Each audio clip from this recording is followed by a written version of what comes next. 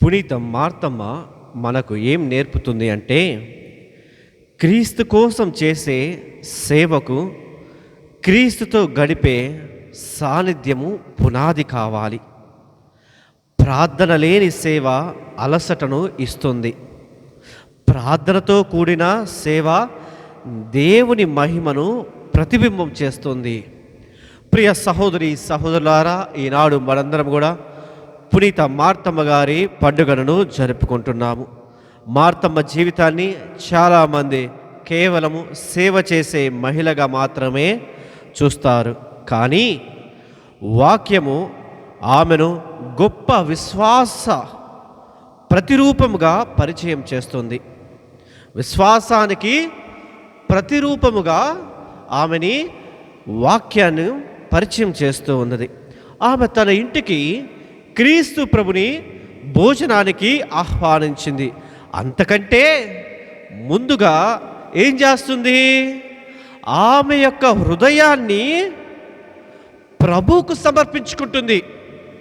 తన యొక్క ఇంటికి ఆహ్వానించక ముందే ఆ మార్తమ్మ గారు ఏం చేస్తున్నారు? తన యొక్క హృదయాన్ని ప్రభువుకు సమర్పించుకుంది.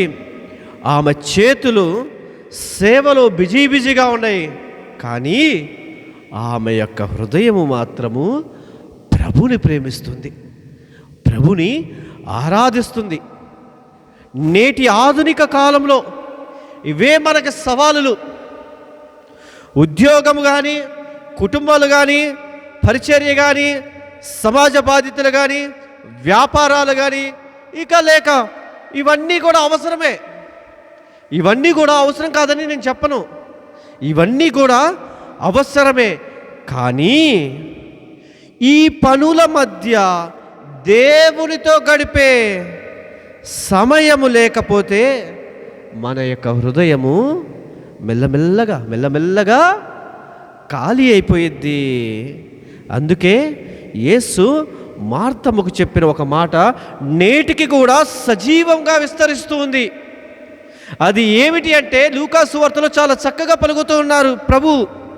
మార్తమ్మ మార్తమ్మ, నీవు అనేక విషయములమై చింతించుచున్నావు, కలవరపడుచున్నావు.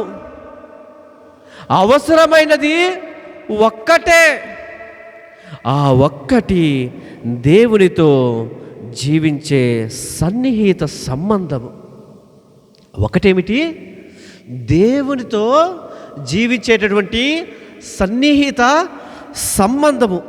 అదే ముఖ్యం మనందరికీ కూడా. దేవునికి ఎప్పుడైతే మనం అతి దగ్గరగా ఉంటామో, అతి సమీపంగా ఉంటామో, దేవుడి సన్నిధిలో విశ్వాసపాత్రులుగా జీవిస్తామో, దేవుడు మనల్ని ఆశీర్వదిస్తాడు. అందుకే చూసినట్లయితే లాజరు మరణించినప్పుడు మార్తమ్మ దుఃఖిస్తుంది. దుఃఖాన్ని దాచుకోవటం లేదు, ఏడుస్తుంది, బాధపడుతుంది, రోధిస్తుంది. ఆమె యేసు వద్దకు వెళ్ళి తన బాధను చెప్పుకుంటుంది. తన బాధను యేసు వద్దకు వెళ్ళి ఏం చేస్తుంది? చెప్పుకుంటుంది. నిజమైన విశ్వాసం ఎప్పుడు కూడా బాధలు లేని జీవితం కాదు. బాధల మధ్య కూడా దేవుణ్ణి విడిచిపెట్టకుండా దేవుని యొక్క హృదయాన్ని, మన యొక్క హృదయాన్ని అంటిపెట్టుకొని జీవించాలి. ఆమె తన కన్నీళ్ళ మధ్య కూడా యేసుని ఏమని పలుకుతుంది, ఏమని ప్రకటిస్తుంది? తన కళ్ళల్లో నుంచి నీరు కారుతున్నాయి, బాధ ఉంది. ఏమని ప్రకటిస్తుంది? నీవు దేవుని కుమారుడివి అని మార్తమ్మ ప్రకటిస్తుంది. అందుకే ఆమె తన జీవితంలో పునరుత్థాన మహిమను చూస్తుంది. ప్రియ సహోదరి సహోదరులారా, మనకి కూడా బాధలు వస్తున్నాయి, కన్నీళ్ళు వస్తున్నాయి, అన్నీ ఉన్నాయి. మరి మనం దేవుని దగ్గరికి పరిగెడుతున్నామా? ఎవరో దగ్గరికి పరిగెడతాము, వాళ్ళ దగ్గరికి, వీళ్ళ దగ్గరికి, అందరి దగ్గరికి పరిగెడతాం. మనం పరిగెత్తాల్సింది దేవుని దగ్గరికి. దేవుడే కదా నీ యొక్క సమస్యకి పరిష్కారం చూపించేది. మార్తమ్మ ఏ విధంగా అయితే దేవుని దగ్గరికి వెళ్ళి తన యొక్క బాధను వెల్లడించుకుందో, మనము కూడా దేవుని చెంతకెళ్ళి మన యొక్క బాధను ఆ ప్రభువుతో చెప్పుకోవాలి. మన జీవితంలో కూడా ఎంతోమంది లాజర్లు ఉండి ఉండొచ్చును. చనిపోయిన ఆశలు, విరిగిపోయిన బంధాలు, నెరవేరని కలలు, నిరాశలు. కానీ యేసు ఇప్పటికీ అదే చెప్తున్నాడు. ఏమని? నేనే పునరుత్థానమును, నేనే జీవమును, నేనే జీవమును అని ప్రభు పలుకుతూ ఉన్నారు. మనకు అసాధ్యముగా కనిపించే పరిస్థితుల్లో కూడా దేవుడు మనందరికీ కూడా ఒక కొత్త జీవితాన్ని ప్రసాదిస్తున్నారు. ప్రియ సహోదరి సహోదరులారా, ఒక మనకి అసాధ్యము కానిటి వాటిని కూడా దేవుడు ఏం చేస్తున్నాడు? ఒక కొత్త జీవితానికి ఒక పరిష్కారాన్ని మనకు చూపిస్తూ ఉన్నాడు. పునీత మార్తమ్మ మనకు మరో గొప్ప పాఠాన్ని నేర్పిస్తుంది. దేవుడు పరిపూర్ణమైనటువంటి మనుషుల్ని పిలవడం, ఆయనను నమ్మిన మనుషులను మాత్రమే పిలుస్తారు. ఎవరైతే ఆయన యందు విశ్వాసం కలిగి జీవిస్తారో, ఆయన మీద ఆధారపడి జీవిస్తూ ఉంటారో, ఆయన వారిని వదిలిపెట్టడు. ఎన్నడూ కూడా వారిని వదిలిపెట్టడు. మార్తమ్మకు బలహీనతలు ఉన్నాయి, ఆందోళనలు ఉన్నాయి. అయినప్పటికీ ఆమె విశ్వాసాన్ని యేసు గొప్పగా గౌరవించి ఉన్నాడు. ఆమె యొక్క విశ్వాసాన్ని ఏం చేస్తున్నాడు? దేవుడు చాలా గొప్పగా గౌరవిస్తున్నాడు. కాబట్టి మన యొక్క బలహీనతలు దేవుని నుండి దూరము చేయకూడదు. మన యొక్క బలహీనతలు అనేవి ప్రతి ఒక్క మనిషికి ఉంటాయి. బలహీనతలు, ఈ మనిషికి బలహీనత లేకుండా ఏ మనిషి కూడా లేడు. మన యొక్క బలహీనతలు మనల్ని దేవుడి నుంచి దూరం చేయకూడదు.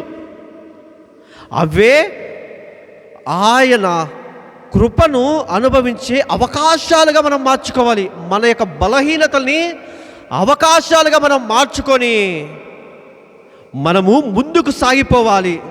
దేవుని మీద ఆధారపడి ప్రతి ఒక్క బిడ్డకు కూడా మన యొక్క బలహీనతలను అవకాశాలుగా మనకు మార్చుకునేటువంటి శక్తిని దేవుడు ప్రసాదిస్తున్నాడు.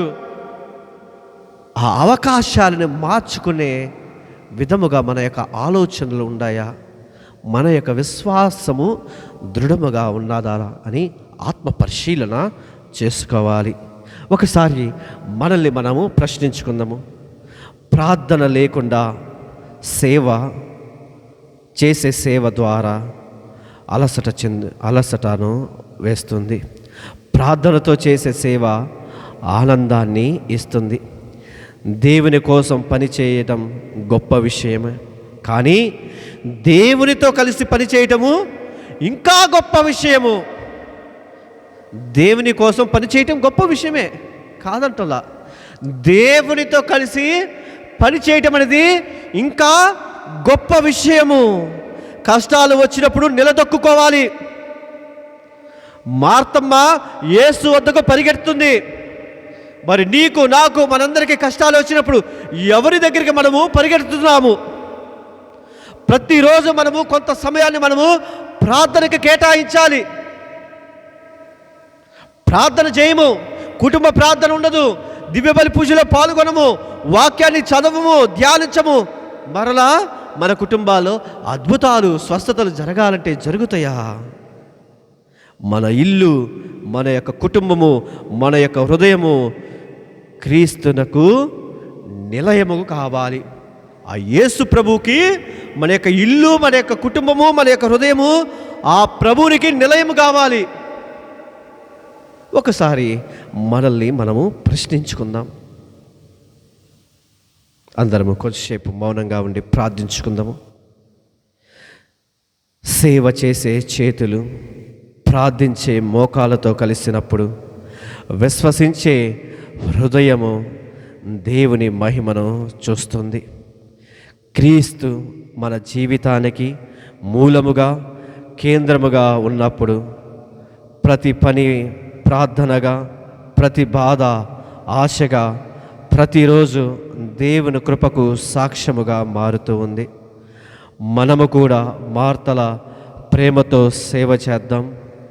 మరియలాగా దేవుని యొక్క వాక్యాన్ని విందాము. లాజరులాగా క్రీస్తు ఇచ్చే నూతన జీవితాన్ని అనుభవించుదాం. ఆమేన్.